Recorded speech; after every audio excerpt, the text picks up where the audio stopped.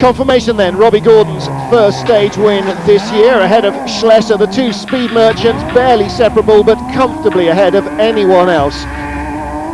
But it doesn't affect the overall standings. Sainz, de Villiers and Sousa 1, 2, 3. Alpine leads Peter Hansel for the red cars. Stage 7, Zouarat to Attar, the longest special in the entire rally. 450 kilometres of classic Mauritania, fast stony tracks, camel grass and those dunes.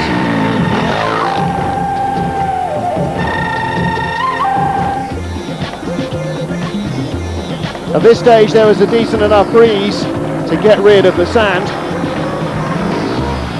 Cyril Desprez, the Gaulois KTM rider, who worried about being able to challenge anybody, was leading the second group. Thierry Baptiste, the beach specialist, was there.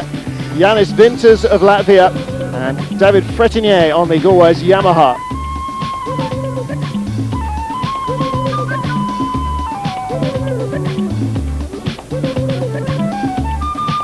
In these wide open desert stretches, even with the roadbook, it's not always easy to make sure you've gone the right way. And the dunes just help to lead you further astray.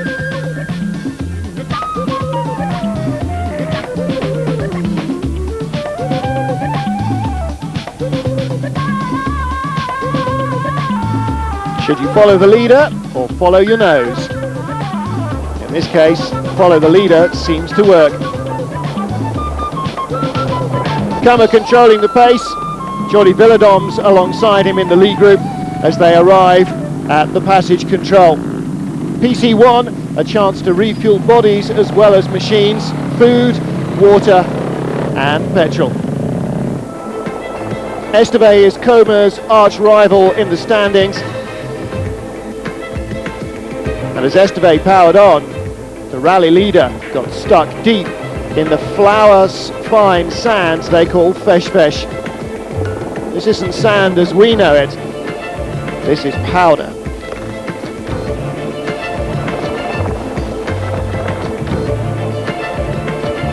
But Cyril Desprez was the stage winner from Palandus Ulvaseta, with David Castor in third. Mark Comer, the overall leader, but his gap is reduced. The roadbook, the guide that allows competitors to find their way through the middle of uncharted desert. But how does it work? With 5 Dakar under his... Yesterday's stage winner Robbie Gordon in the Hummer prepares to open the special. And to start with, a chance to really open up the big motor. Janil de Villiers, lying second in the overall standings, gets things underway for Volkswagen. And at the head of the field, Volkswagen, Mitsubishi, and here comes that Hummer. Gordon impressed with that pass as they get to the passage control, nothing between him and, whoa, look out! Carlos Sainz also looking for a stamp in the roadbook.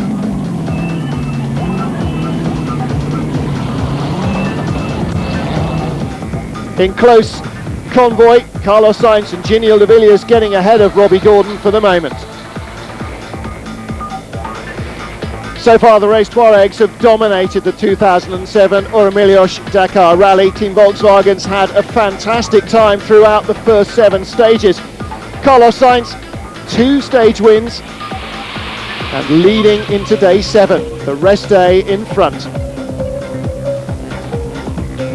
Stopped on the stage, Robbie Gordon. It's a puncture.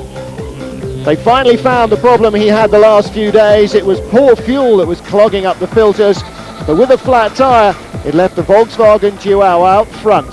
Sainz and de Villiers, first and second, overall and on the stage.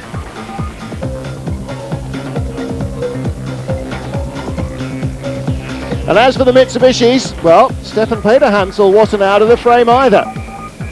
On this section we find him ahead of de Villiers and staying there. But the dust was kicking up. The organisers would eventually have to stop the stage at a waypoint 407 kilometres each in and feed the competitors onto the public highway to come to the liaison. But before that, there was the dunes. And amazingly, as ever, when it seems you're in the middle of nowhere, crowds appear. And sometimes that's a good thing. As Stefan Peter-Hansel comes over this dune, he avoids following the tracks, and it's just as well, because Carlos Sainz has found himself a big, deep sandbank to get stuck on. His co-driver beckons for help. They're trying to dig, they're trying to use their metal sand ladders, they're trying to use the camel grass or anything. Horsepower and technology won't do. In these situations, it's down to human power. And in the end, the Spaniard gets going once more. Often as they approach these dune sections, the drivers have to take the decision whether to press on or to stop and allow the tyre pressures in the car to come down. By deflating the tyres, they make them wider and flatter, effectively spreading the load over the sand. Some chose to stop, some not, but whichever, the race was still close. Peter-Hansel and de Villiers close to contact there. De Villiers veers away, tries a different tack, finds a little bit of grip. And that was a good choice. A very good choice.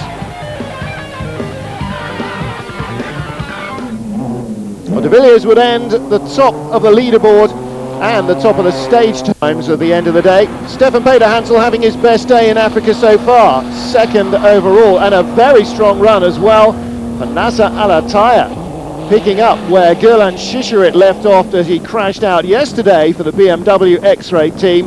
Attiyah has been getting quicker and quicker as they progress through Africa. And just look at the pace on this stage.